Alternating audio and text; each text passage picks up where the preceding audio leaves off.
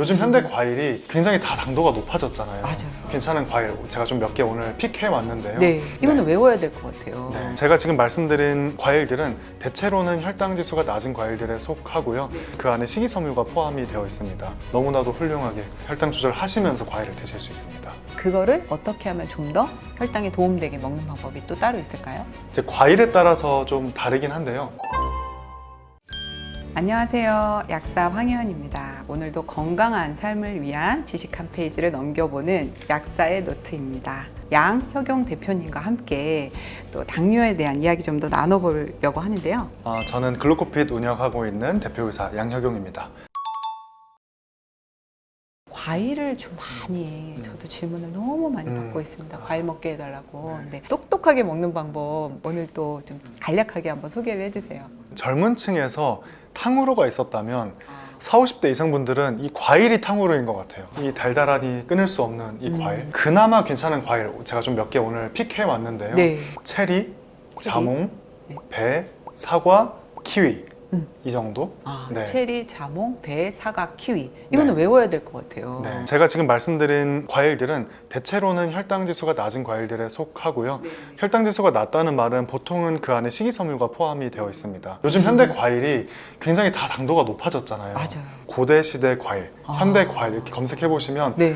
예전엔 식이섬유가 정말 많았어요. 근데 요즘에는 마트만 가도 당도 몇 퍼센트 과일 이렇게 써 있잖아요. 맛있어야 팔리기 때문에 요즘 과일은 굉장히 혈당을 많이 올리게 됩니다. 과일을 마음 놓고 많이 드시라고도 안 하고요. 적정량을 방금 말씀드린 이러한 과일들로만 반줌 정도 드시면 혈당을 조절하면서도 드실 수 있다. 이렇게 설명드리고 싶습니다. 그거를 어떻게 하면 좀 더 혈당에 도움되게 먹는 방법이 또 따로 있을까요? 이제 이 과일을 식사하기 전에 먹는 게 좋은지 아니면 식사 후에 먹는 게 좋은지 갑론을박이 많아요. 어쨌든 과일 안에도 당이 들어가 있기 때문에 제가 이전 시간에 말씀드린 거꾸로 식사법에 따라서 드시기 위해서는 단백질과 지방, 식이섬유가 풍부했던 식사 후에 당을 마지막에 드시는 방식으로 좀 적용하면 좋습니다. 이제 과일에 따라서 좀 다르긴 한데요. 사과를 먹는 방법으로 제가 추천드리는 건 땅콩 버터와 사과를 같이 드시면 맛도 굉장히 좋고 혈당 조절에도 도움을 받을 수가 있습니다. 포만감도 주고 굉장히 훌륭한 아침 식사 혹은 간식이 될 수 있습니다. 또 그 밖에도 또 다른 또 방법이 있을까요? 우리 혈당 관리하시는 분들 혹은 혈당 다이어터 분들 그릭 요거트에 과일을 통통통통 토핑으로 올려서 먹는 거 그것만큼 좋은 정말 아침 식사 혹은 과일 먹는 방법이 없습니다. 그릭 요거트에 굉장히 풍부한 단백질이 들어있고요. 과일과 식감도 굉장히 잘 어울리기 때문에 뭐 딸기, 아사히 베리 올려 드시고 견과류도 올려 드시고 카카오 닙스 이런 건 어떤가요? 카카오 닙스도 좋죠. 네. 네. 좀 풍성하게 과일만 드시지 않고 그릭 요거트에 이렇게 다양한 견과류를 비롯한 토핑들을 올려서 드시면 너무나도 훌륭하게 혈당 조절하시면서 과일을 드실 수 있습니다. 한국인에게 빠질 수 없죠. 우리 밥을 좋아하잖아요. 어떻게 하면 똑똑하게 먹는 방법이 또 따로 있을까요? 한국인 밥심이죠. 밥을 안 먹고 살 수가 없잖아요. 그런데 밥만 먹으면 혈당 스파이크 생기는 분들도 너무 많이 있습니다. 보통 흔히들 저희 백미밥 많이 먹잖아요. 네. 백미보다 나은 건 제가 이제 잡곡밥이라고 말씀을 드립니다. 굉장히 다양한 종류의 잡곡들이 있죠. 뭐 현미, 정미, 귀리, 잡곡들을 섞어서 같이 드시게 되면 일반 백미를 먹었을 때보다 혈당을 좀 적게 올리게 식사를 하실 수가 있습니다. 잡곡밥 말씀해 주셨는데요. 잡곡밥 좋다고 하니까 가지수가 많으면 많을수록 좋은 게 아닌가 해서 막 10가지, 20가지 이렇게 다양하게 만드시는 분들이 있는데 그건 또 어떤가요? 네, 정말 흔한 그건 케이스입니다. 네. 네. 일단 정답부터 말씀드리면 안 됩니다. 저희 회원분들 중에서도 제가 이제 백미를 많이 드시는 분들은 잡곡으로 꼭 말씀을 드리거든요. 그런데 이상하게 잡곡으로 바꿨다고 하셨는데 혈당이 더 나빠진 경우도 있었어요. 그분이 딱 그 케이스였습니다. 10곡을 드시더라고요. 그 회원분께서는 찹쌀이 들어가 있었습니다. 근데 찹쌀은 생각보다 혈당 지수가 높거든요. 그래서 제가 조금 더 추천드리는 방식은 너무 많은 잡곡을 공유를 넣기보다는 3개에서 5개 정도만 넣는 걸 추천드리고요. 뭐 흥미, 정미, 병아리콩 혹은 현미까지 이 정도로 구성을 하시는 걸 추천을 드립니다. 또 저는 또 이런 생각이 들어요. 다양하면 또 그거에 맞는 효소들을 분해할 만한 효소가 충분히 있어야 되는데 또 이 부분에서 또 오히려 잘 소화를 못하면 오히려 혈당을 올리는 그런 악영향도 있을 것 같아서 우리 대표님께서는 한 5가지 내지는 3가지 정도가 좀 더 적합할 수 있겠다 이렇게 정리하면 될까요? 네. 정리 너무 좋습니다. 우리가 평소 마시는 물 한 잔만 바꿔도 혈당에 도움이 된다. 일상에서 내가 물을 아. 조금 더 건강하게 만들어 먹고 싶다 하시는 분들께 저는 사과 초모식초를 첨가한 물을 추천을 드리고요. 사과 식초에는 그 아세트산 성분이 식전에 먹었을 때 침과 소장에 있는 탄수화물 분해 효소를 억제를 하면서 즉각적으로도 혈당 조절 효과를 줄 수가 있고요. 효모와 초모 성분 덕분에 우리가 항산화 작용을 하면서 대사도 건강하게 스위치를 켜는 역할도 할 수가 있게 됩니다. 물을 만약에 드실 거라면 사과 초모 식초를 넣어서 드시도록 권고를 하고 있고요. 200에서 300ml 정도의 한 테이블 스푼 정도 희석해서 드시는 걸 권장하고 있습니다. 그러면은 매일 마시는 물이 다 그렇게 할 필요는 없고 하루에 한 잔 정도? 예, 그 정도만 먹어도 효과가 있을까요? 적극적으로 관리하시는 분들은 하루 종일 마시는 물에 그렇게 넣어서 드시는데요. 제가 해보니까 저한테는 조금 과하더라고요. 어쨌든 식초의 그 향이 있기 때문에 이거는 내 건강을 위해서 먹는 거다 하면서 한 잔 정도 마시고요. 아침에 일어날 때 한 잔 정도 전 마십니다. 이 식초물을 드실 때 좀 주의하셔야 되는 게 있는데 속쓰림 현상이 있을 수 있어요. 맞아요. 그래서 공복에는 식초물을 드시는 건 조금 지양해 주시는 게 좋고요. 지금 말씀해 주신 그 방법으로 혈당 관리에 도움 받으신 사례가 좀 있나요?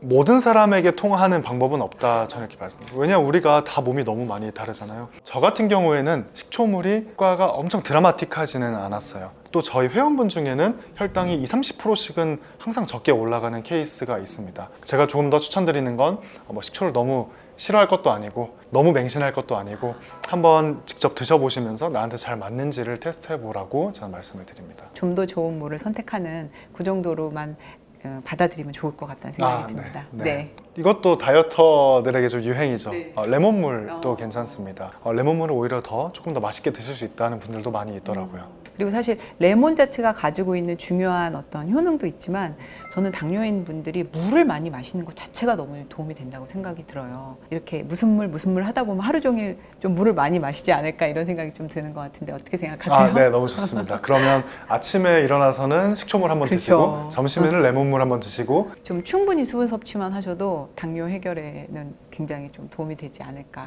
네, 생각이 듭니다.